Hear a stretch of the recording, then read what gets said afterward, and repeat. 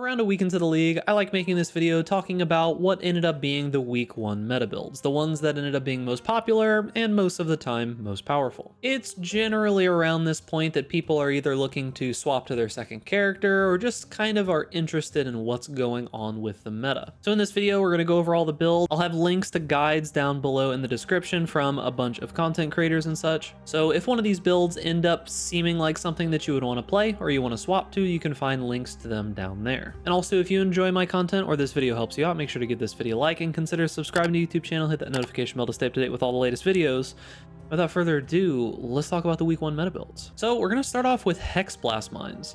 Now, this is not a new build, but it didn't get as much popularity when it came to early league hype as I expected, but this ended up being one of the more popular builds. Now, there are a couple different archetypes here, but for the most part, this is genuinely used for Sanctum farming. A lot of people go ZHP with this build most of the time if you're going ZHP or going Occultist, but there are a few versions of the build that are more well-rounded, can be a little bit tankier, and do like tier 17 maps and some other content as well. Now, when it comes to the high-end version of this build, they're almost all exactly the same. They're using a very, very similar setup. The vast majority of them are using Sandstorm Visage, and most of them are doing power charge stacking. Now, there might be some variance a little bit depending on the ascendancy that you use, but for the most part, you'll see it's a lot of the same stuff. It's power charge stacking with Sandstorm.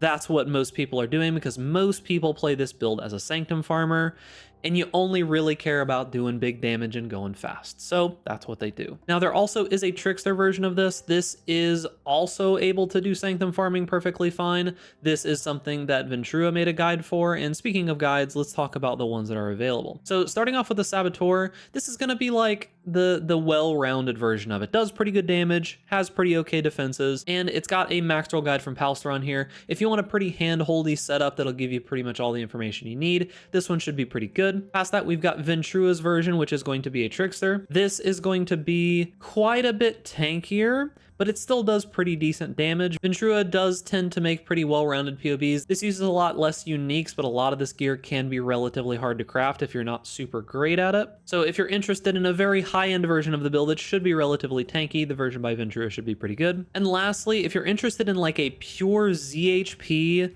like damage meme version, I did find this guide by Travik, which is quite literally like ZHP. There's no defenses to be found here, but if you go into this super end game juicer skill tree, as he says, you're going to see a lot of the same stuff that all those people are showing you before were using. It's just all damage, baby. That's all that they care about. They're just trying to kill stuff real fast. They got no defenses, lots of speed, and lots of damage. If you're interested in how this build looks, the main reason that people play Hexblast Mines is because it allows Hexblast to essentially just auto-target, and you don't really need to worry too much about it, and it's just a good avenue for doing damage with Sandstorm Visage and everything else. So because it auto-targets so easily, it makes it relatively good for Sanctum because you kind of just throw them down and you don't really think about it. They automatically hit the enemies around you and no aiming really required. Next on the list, we've got Elemental Hit of the Spectrum. This was kind of a late edition sleeper hit that ended up being extremely powerful, and it has mostly replaced Lightning Arrow and Tornado Shots as like the Deadeye map juicer build. Most people are playing this ability instead of Lightning Arrow. Now, if that is because it's better, I'm not 100% positive. It may just be because it's new and similarly as powerful, but the ability does look extremely strong. It makes sense because you're just able to scale a bunch of base damage with the skill. And realistically, while I don't think it is the best way to build it, you can pretty much take any Lightning Arrow build that already existed, slap Elemental Hit of the Spectrum in there with very minimal changes, and it just works. Now, I have linked Fubgun's version here if you're interested. This is going to be the version that he ended up playing. He's been doing a lot of farming. If you're not familiar with Fubgun, this is like the bow magic find guy, and he's, you know, got Headhunter in 2 days and all kinds of good stuff. It worked out relatively well. Now, when it comes to this build, you're going to notice a lot of the same suspects that you always see with this kind of build. You've got Heries, you've got things like Shadows and Dust, a big triple Ele bow, a quiver with additional arrows and a bunch of damage, you've got like the interrogation, some cluster jewels.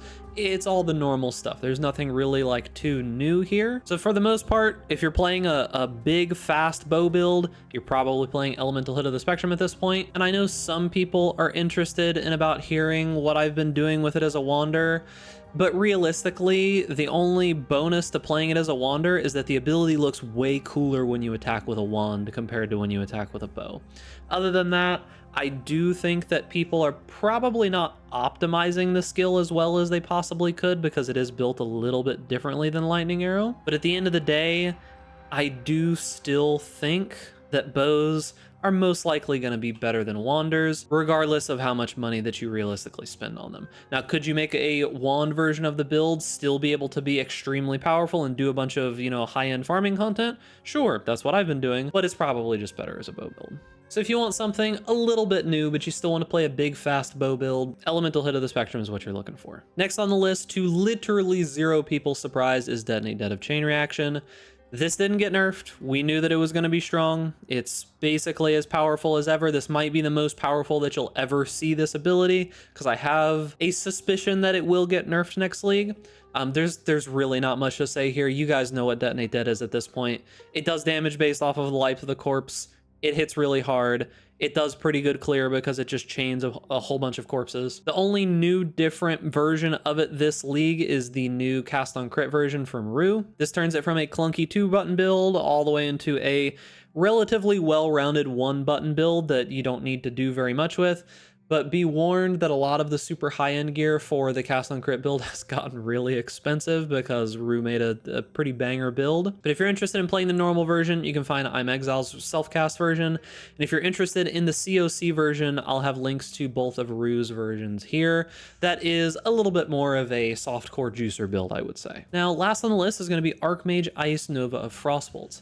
As you may remember, I talked about Garotha's version of this that he released right before the league started, and a very, very powerful build. However, there has been an update in that Palsteron, I think one of his viewers and mods, sent him a POB of a Katava's Thirst version, which does essentially turn a somewhat slightly clunky build into a 1-button powerhouse build, just using Frostbolt and either GMP or Volley in Katava's Thirst. This makes it so that you just right-click, it spawns the Frostbolts, and you cast Frostbolt on top of it. Palsteron did make an update video here if you're interested in seeing kind of what's been going on with it. He does like a little bit of showing that it essentially just kind of automates it, as you might be able to see here. I've linked his video down below if you're interested in seeing more about this, but it's relatively the same as the Ball Lightning version, just kind of updated to use Katava's Thirst. Uses a lot of the same stuff. Not much has fundamentally changed from what he was doing before, but it is interesting to see that people have kind of gravitated